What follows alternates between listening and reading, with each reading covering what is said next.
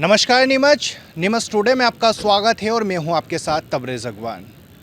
नीमच में कमलनाथ के बाद अब रक्षा मंत्री राजनाथ सिंह और सीएम शिवराज सिंह चौहान भी अपनी आमद देने आ रहे हैं। जी हां, नीमच में 4 तारीख को जन आशीर्वाद यात्रा को हरी झंडी देने के लिए 2 बड़े नेता नीमच में आ रहे हैं। ये एक बड़ी सभा होगी और सभा की जो तैयारी है वे नीमच के दशहरा मैदान में चल रही थी। जी हां, 2 दिन बाद यहाँ पर जो पूर्व सीएम है कमलनाथ है, वे इसी सभा के अंदर, इसी मैदान के अंदर और इसी पंडाल के अंदर सभा को संबोधित करने आए थे। अब उसी सभा के अंदर, उसी मैदान के अंदर यहाँ पर राजनाथ सिंह और सीएम शिवराज सिंह चौहान सभा को संबोधित करेंगे। आखिर किस तरह की सभा होगी या चुनावी सभा होगी, इन सभी बातों पर बात करने के लिए हमारे साथ जिला अध्यक्ष पवन पाटीदार मौजूद है।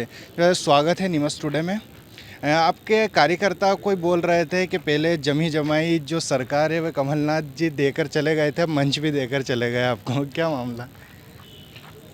कमलनाथ जी देने जैसे तो दिखते नहीं है, पर हाँ जनता भी हमको देती है, परिस्थितियाँ भी हमको देती है और ईश्वर भी हमको देता है, क्योंकि ईश्वरी काम में भी अगर कोई लगा है तो वो भारतीय जनता पार्टी है।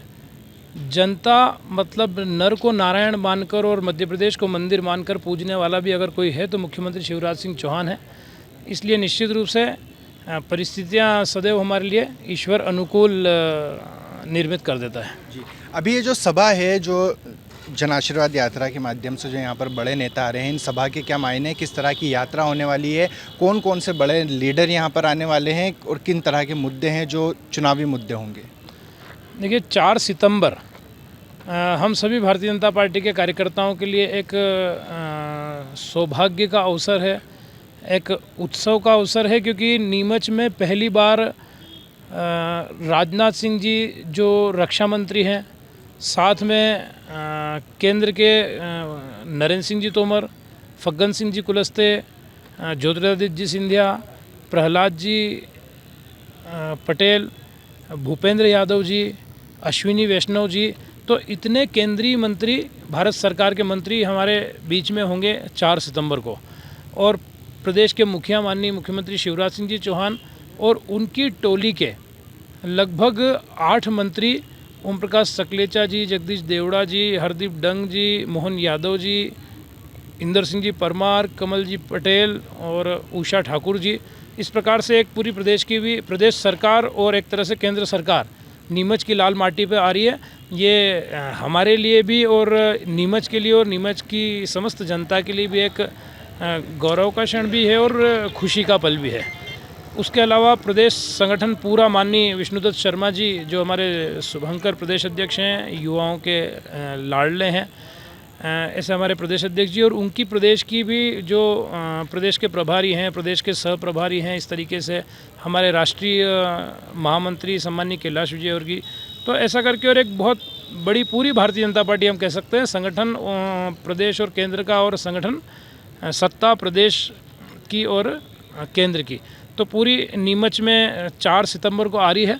और कार्यक्रम का जो स्वरूप रहेगा, हेलीपैड से हमारे नेतागण उतरेंगे, हेलीपैड से वाहनों के रूप में बस स्टैंड तक आएंगे और बस स्टैंड से फिर हमारी जन आशीर्वाद यात्रा शुरू होगी। वहाँ से वे रथ में आएंगे और रथ के माध्यम से जनता से आशीर्वाद भारतीय जनता पार्टी के लिए लेने का काम करेंगे। वहाँ से बस स्टैंड से फव्वारा चौक से गोल चौराहा, कमल चौक, विजय टॉकीज चौराहा, भारत माता चौराहा, विजय टॉकीज चौराहा होते हुए और दशहरा मैदान के लिए जो पूरी रोड शो है वो इस प्रकार से होगा। और जहाँ अभी हम खड़े हैं दशहरा मैदान में, यहाँ सभा होगी। सभा के अंदर जो नेतृत्व आ रहा है उसका मार्गदर्शन सुनने को मिलेगा। और निश्चित रूप से अगर आ रहे हैं तो जो प्रदेश और केंद्र ने किया है, जिससे जनता प्रसन्न है, जिससे पूरा भारत देश केंद्र की योजना और केंद्र की कार्यप्रणाली से जिस एक मन के अंदर प्रसन्नता भी है और जिस प्रकार से देश का वैभव और गौरव पूरी दुनिया में बढ़ा है, देश ने कई मायनों में पूरे दुनिया का नेतृत्व किया है, तो उस भूमिका में जिस प्रकार से केंद्र की सरकार ने काम किया और मध्य प्रदेश की सरकार ने किस प्रकार से मध्य प्रदेश को बीमारू राज्य से आज स्वर्णिम मध्य प्रदेश की दिशा में लाने का काम योजनाओं के माध्यम से किया है, तो दोनों ही बातें वो जनता के बीच में करेंगे। और 2023 में मध्य प्रदेश में पुनः भारतीय जनता पार्टी की सरकार बने, 2024 में पुनः केंद्र में भारतीय जनता पार्टी की सरकार नरेंद्र मोदी जी के नेतृत्व में बने, ऐसा आशीर्वाद लेने के लिए जनता के बीच में हमारा वरिष्ठ नेतृत्व आ रहा है। और कार्यक्रम का स्वरूप जन आशीर्वाद यात्रा है, जिसका शुभारंभ उज्जैन संभाग की जो यात्रा उसका शुभारंभ नीमच से हो रहा है। ऐसी अन्य 5 जगहों से अलग अलग जन आशीर्वाद यात्राओं का शुभारंभ हो रहा है, जो नीमच से चलकर और फिर जावत से फिर मनासा से कुकड़ेश्वर रामपुरा होते हुए मंदसौर जिले जैसे बीते दिन ही यहाँ पर पूर्व सीएम कमलनाथ आए हैं तो देखा गया कि पूरा शहर बैनर पोस्टर से पाट दिया गया। जो सभा में जो भीड़ थी वे भीड़ तकरीबन 20 से 25 हज़ार लोगों की जो भीड़ यहाँ पर देखी गई।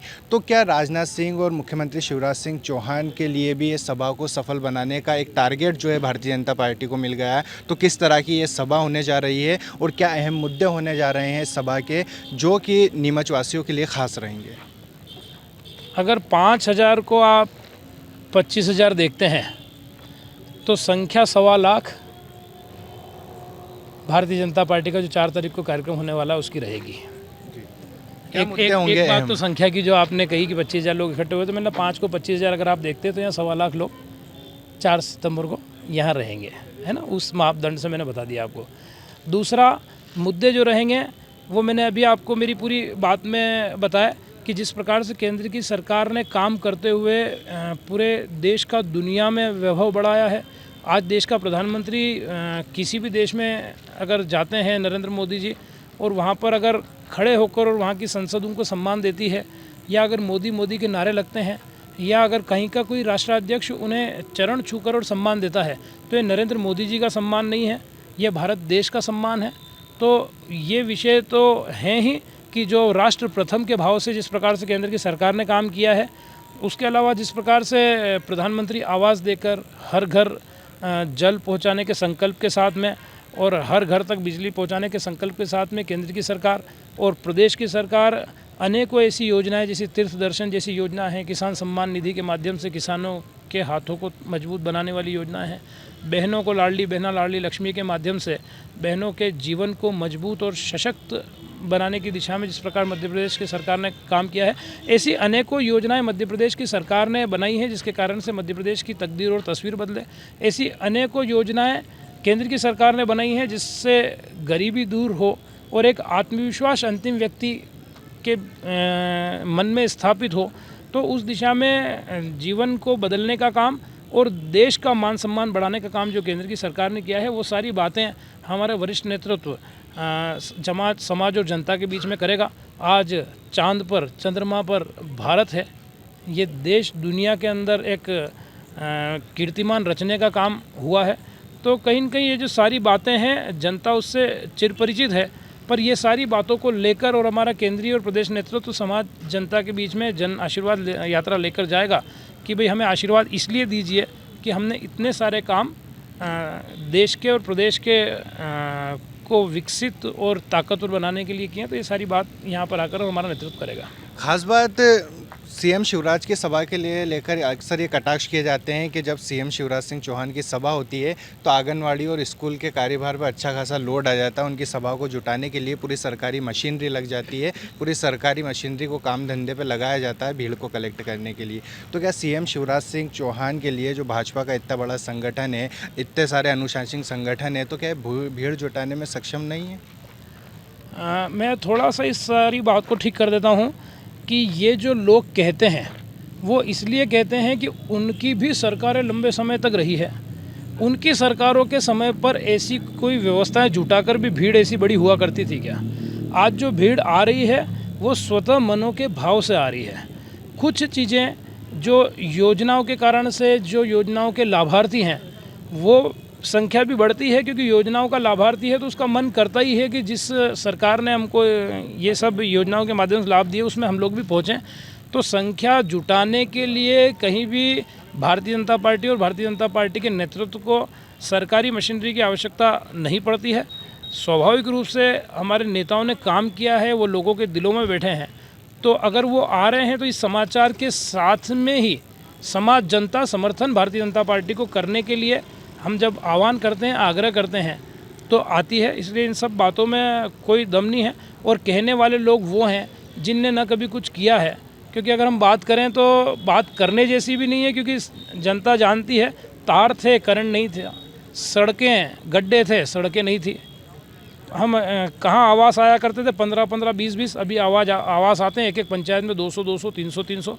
तो काम करने की इच्छा शक्ति जिस सरकार की और जिस संगठन जिस पार्टी की नहीं है, वो दूसरे को उस नज़रिए से देखना पसंद करती है। खुद की अच्छाइयाँ, खुद की खूबियाँ, खुद की उपलब्धियाँ वो गिनवा नहीं पाते हैं। इसलिए इधर उधर की बातें जो झूठ के पुलिंदों के माध्यम से निकालना और प्रस्तुत करना, ऐसी बात वो लोग करते हैं। ऐसा नहीं है, हमारा संगठन है और बहुत अच्छा स्ट्रक्चर है, और कल परसों 4 तारीख की सभा में आपको वो दिखेगा। जी, शिवराज सरकार की इतनी सारी योजना जो चल रही है, मध्य प्रदेश सरकार की एक योजना और चल रही है, आप लौट चले योजना। इस योजना के तहत बहुत सारे बीजेपी के नेता कांग्रेस में शामिल होते जा रहे हैं। आज भी तकरीबन 6 से 7 नेता शामिल हो गए। तो क्या ऐसे लोग भाप चुके हैं कि मध्य प्रदेश में जो शिवराज सरकार की स्थिति वो लगातार कमज़ोर होती जा रही है? ये संकेत क्या दर्शाता है? देखिए, संकेत कुछ भी नहीं दर्शाता है। कहीं न कहीं राजनीतिक क्षेत्र में जब आदमी काम करता है तो विचारों से ज़्यादा व्यक्तिगत महत्वाकांक्षाएं जब हावी हो जाती है, तब कहीं कोई लोग इधर उधर जाते हैं। पर भारतीय जनता पार्टी को उन सारी बातों से बहुत इसलिए असर नहीं होता है, क्योंकि भारतीय जनता पार्टी का जो कार्यकर्ता है, जो बूथ का कार्यकर्ता है, जो पन्ने का कार्यकर्ता है, और ऐसा कार्यकर्ता है जिसको कुछ भी नहीं चाहिए, जिसको पार्टी चाहिए, पार्टी की विचारधारा चाहिए, और विचारधारा के माध्यम से देश की मजबूती चाहिए। तो वो बहुत बड़ी संख्या राष्ट्रभक्तों की इस भारतीय जनता पार्टी में है। इसलिए इन सारी बातों से कोई इक्का दुक्का तिक्का, इस सब चीज़ों से भारतीय जनता पार्टी को कोई फ़र्क नहीं पड़ता। आपके ज़िले में भी जो सिंधिया समर्थक नेता है वो भाजपा में चले गए, उन्होंने भी अपने आप को प्रताड़ित होने के आरोप लगाए हैं। कई तरह के आरोप लगाए कि भाजपा के जो लीडर हैं उनको पनपने नहीं दे रहे हैं राजनीति में। सिंधिया समर्थकों के साथ ऐसा व्यवहार किया जा रहा है। यहाँ पर भी अब सिंधिया की जो मौजूदगी है वो विशेष तौर पर होने वाली है, लेकिन उनके नेताओं के साथ जो है वो दोगला व्यवहार हो रहा है। क्या देखिए, कोई दोगला व्यवहार नहीं है। जो गए हैं वे भी हमारे प्रदेश कार्य समिति के सदस्य थे, और भारतीय जनता पार्टी में कांग्रेस की तरह कोई पद बढ़ते नहीं है कि वह ऐसी बांट दी है, फलाना भी है, ढिकना भी है। यहाँ पर दायित्व होना मतलब अपने आप में बहुत बड़ी बात है, और प्रदेश कार्य समिति के सदस्य होना वो अपने आप में बहुत बड़ी बात है, बहुत बड़ा सम्मान है भारतीय जनता पार्टी में, वो सामान्य बात नहीं है। कल मंच पर प्रदेश कार्य समिति के सभी सदस्य रहेंगे, तो उस भूमिका वाली जिम्मेदारी थी जहाँ पर कि 7 केंद्रीय भारत सरकार के मंत्री रहेंगे, जहाँ 8 प्रदेश सरकार के मंत्री रहेंगे, माननीय मुख्यमंत्री जी रहेंगे, और ऐसे मंच पर जिन दायित्वों के लोग बैठते हैं वो दायित्व उनके पास था। पर अब वो जाने की अनेकों वजह, अनेकों बातें जो व्यक्तिगत होगी, और उसको कैसा और किस प्रकार से प्रस्तुत कर और कह देना, तो दोनों बातों में फ़र्क है। यहाँ सम्मान किसी भी स्थिति में किसी का सम्मान यहाँ घटने नहीं दिया जाता है। प्रत्येक कार्यकर्ता को, चाहे वो छोटा से छोटा हो, उसे सम्मान मिलता है। ये वो पार्टी है जहाँ यूँ कोई कुर्सियाँ नहीं फेंक दी जाती है। ये वो पार्टी है जहाँ किसी के सम्मान में कोई कमी नहीं लाई जाती है।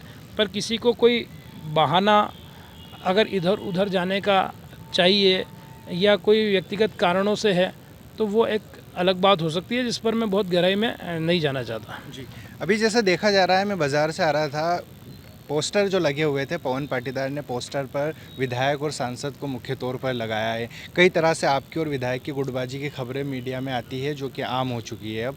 तो क्या कहीं ना कहीं इस स्थिति को डैमेज करने के लिए, कंट्रोवर्सी को रोकने के लिए क्या इस तरह के पोस्टर लगाए गए हैं, जबकि विधायक की तरफ से एकमात्र दावेदार उम्मीदवार वे अपने आप को ही पोस्टर में और हर जगह दर्शा रहे हैं? क्या मानते हैं आप इसको? देखिए, हमारे यहाँ दावेदार कोई खुद से बन नहीं सकता है।